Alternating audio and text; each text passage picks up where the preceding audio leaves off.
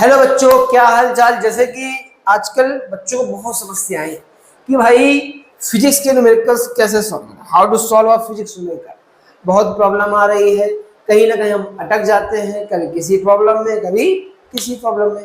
तो आज हम लोग इसी टॉपिक में बात करेंगे कि किस प्रकार से न्यूमेरिकल को सॉल्व करें, और लास्ट तक कुछ ऐसे पॉइंट्स को हम लोग टच करेंगे, पूरी बताएंगे कि किस प्रकार से न्यूमेरिकल को सॉल्व करें। और अगर आपने पूरे पॉइंट्स लगातार सारे कंटिन्यू सुन लिए तो आप शायद कोई भी आपको न्यूमेरिकल्स को सॉल्व करने से नहीं रोक सकता है। तो आइए और लोग उसको शुरू करते हैं। कंटिन्यू बहुत छोटा सा टॉपिक है, ज़्यादा बहुत बड़ा नहीं है, बस इसके बारे में जानना जरूरी है कि how to get a 95 in physics. जाने को तो आप प्लस भी ला सकते हैं, बट इतना तो पहले टारगेट होना चाहिए ना कि इतने तो ले ही हैं। ओके ठीक, तो नंबर 1, स्टडी एवरी डे। मतलब भाई डेली पढ़े। आजकल के बच्चों को क्या है, डेली पढ़ने का शौक खत्म हो चुका है। तो अगर हम लोग डेली नहीं पढ़ना है, अब डेली के डेली पढ़ने का मीन्स क्या है, आप ज्यादा टाइम मत दीजिए। अब बहुत से बच्चे डेली 12 घंटे पढ़ना चाह रहे हैं, 14 घंटे। अरे आप पहले शुरुआत कीजिए। शुरुआत में ओनली आप क्या 2 से 3 आवर्स शुरुआत कीजिए, बस आदत लेकिन रोज की डालिए। देखिए एवरीडे वर्क करने से इफेक्ट आता है, परफेक्ट हो जाएंगे आप काम में, है ना। जैसे कि आपने बहुत फेमस कहावत सुनी होगी कि बात कही जाती है कि अगर पानी भी लगातार किसी पत्थर पर गिरता है ना तो उस पर भी निशान छोड़ देता है, वरना पत्थर को तो निशान लगाना बहुत कठिन काम हो गया, है ना। तो एवरीडे वर्क कीजिए अपने आप में, है ना। दिन में पूरे साल में कितने दिन होते हैं, 365 दिन, है ना, 365। अगर आप पर डे 1% भी अपने आप को परफेक्ट करेंगे तो 365 में कितने परसेंट आपने कर लिया, है ना। तो पर डे आपको स्टडी करना है, कैसे भी करें। मन नहीं कर रहा है, दिल अजीब सा लग रहा है, मन में भारीपन सा लग रहा है, गर्मी बहुत है, सर्दी लग रही है, बुखार सा लग रहा है, अंदर से शरीर गर्म है, हल्का सर दर्द हो रहा है, ये सब बहाने मत कीजिए। आज यहाँ जाना है, आज मुझे प्रॉब्लम हो रही है ना, ये सब बहाने हैं, एक्सक्यूजेस मत दीजिए। केवल क्या करिए, स्टडी पढ़िए, मन लगाइए। कोई प्रॉब्लम है, हम हैं आपके साथ, है ना। फिर read a book everyday. Book जरूर पढ़े, पर डे बुक पढ़ने की आदत डालें। बुक पढ़ना क्यों है, अरे बुक सर तो पढ़ा रहे, बुक पढ़ने की क्या जरूरत है। देखिए सर जिस टॉपिक को छोड़ दिए, जैसे कि अब हमने भी पढ़ाया, ऐसा तो है नहीं कि पूरे टॉपिक को एकदम 100 का 100% हम इस पे दे रहे हैं। अगर हम 100% मेरे पास है, फिर हमने इस पे दिया तो इस पे जाके 90% ही आया बोर्ड पर, है ना। बोलते बोलते 90% ही लिखा, लिखने में तो और भी कम हो जाता है। फिर आपने कंज्यूम कितना किया, 50%, है ना।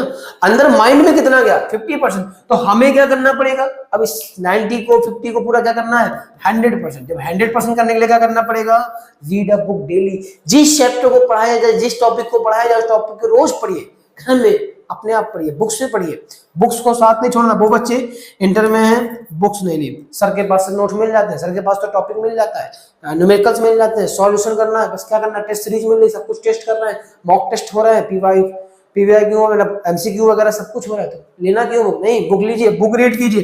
100% कैसे कवर करेंगे, बुक्स के बिना 100% कवर होना पॉसिबल नहीं है। फिर read then chapter for the books before going to class. अब आप क्लास में आ गए, अब हमने पढ़ाना स्टार्ट कर दिया, क्लास लेने आ गए।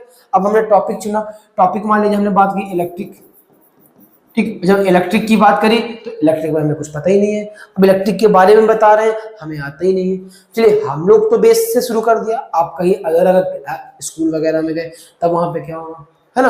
आपको क्या करना है, चैप्टर को, टॉपिक को पहले से ही बुक को रीड करके आए, है ना। बुक्स को जब रीड कर लेंगे, फिर आप जब टॉपिक को पढ़ेंगे तो आपको इंटरेस्ट आएगा।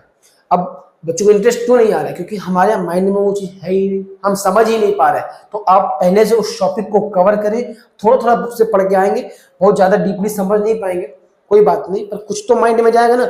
जब आप उस चीज को पढ़ के आएंगे, फिर हम बताएंगे, आप कनेक्ट कर पाएंगे कि अरे हाँ ये तो वहां बुक में लिखा हुआ था जो सर ने बताया, बस थोड़ा सा चेंज कर लिया जाता है।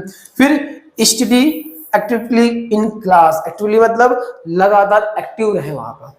अब बहुत से बच्चे क्या करते हैं, जोड़ा बना के क्लास में बैठ जाते हैं, दोस्त 4 दोस्त यहाँ बैठेंगे, 2 दोस्त यहाँ बनेंगे, 3 दोस्त यहाँ बनेंगे, एक दूसरे को छेड़ते रहते हैं, है ना, उंगली करते रहेंगे, अरे ये देखो वो देखो, ये सब में होता है, हम लोग के समय भी रहा है।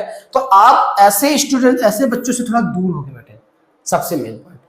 ऐसा नहीं कि दोस्तों को साथ में रहना है, मस्ती के जाए कीजिए, पर थोड़ा सा दूर रहिए पढ़ते समय, खास करके, ठीक। पढ़ते समय उनसे दूर रहेंगे और सारा ध्यान फोकस करना चाहिए बोर्ड में। जब आप घर से थोड़ा बहुत पढ़ के गए होंगे तो आपको समझ में भी आएगा।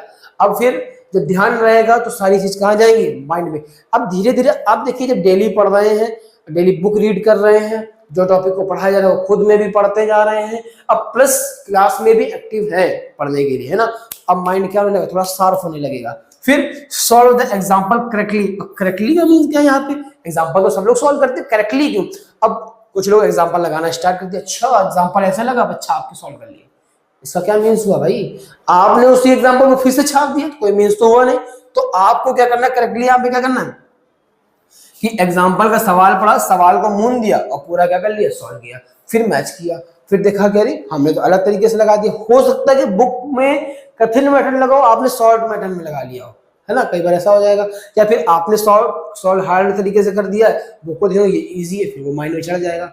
अब आपने लेकिन जब पहले से सॉल्व करेंगे फिर देखेंगे तो वो माइंड में चढ़ेगा, बट अगर आपने खुद पहले से ही उसको देख लिया, उसके तरीके से सॉल्व करना, तो उसको रट्टाफिकेशन कहते हैं, जो कि माइंड से कुछ समय बाद अपने आप ही बाहर निकल जाता है। कुछ बच्चे जैसे बोर्ड में सवाल सर ने सॉल्व किए, हमने सवाल सॉल्व किए, नोट कर लिया, अब नोट करने के बाद क्या किया, बस भूल जाते हैं घर जाके। क्यों, क्योंकि आपने सवाल सीख लिया ना, आपने देखा, आपने सीख लिया, अब घर में जाके अपने आप सॉल्व कीजिए। हिंट्स के लिए कभी कभी नोट कर लीजिए, जहां पे ज्यादा प्रॉब्लम हो फॉर्मूला नोट कर लीजिए, हिंट्स मिल जाता है। सॉल्यूशन नोट करने की आवश्यकता आपको नहीं होती है, ठीक है। Solve the problem more than more, यानी कि जितनी भी प्रॉब्लम्स आए लगातार उनको फेस करते रहिए, सॉल्व करते रहिए और सॉल्व करते रहिए। जब आप लगातार एक प्रॉब्लम को कई बार सॉल्व करते हैं, फिर वो प्रैक्टिस में जाता है। आप देखते होंगे कई सारे टीचर आते हैं, बस फटाफट सारे सवालों को एकदम हल करते चले जाते हैं। जैसे अभी आपने देखा होगा, बस आए फटाफट सारे सवालों को क्या कर देते, सॉल्व कर देते, भाई ये फॉर्मूला कहाँ है, माइंड में। क्यों, सारी प्रॉब्लम्स को मोर देन मोर, मतलब बहुत बार सॉल्व कर चुके हैं।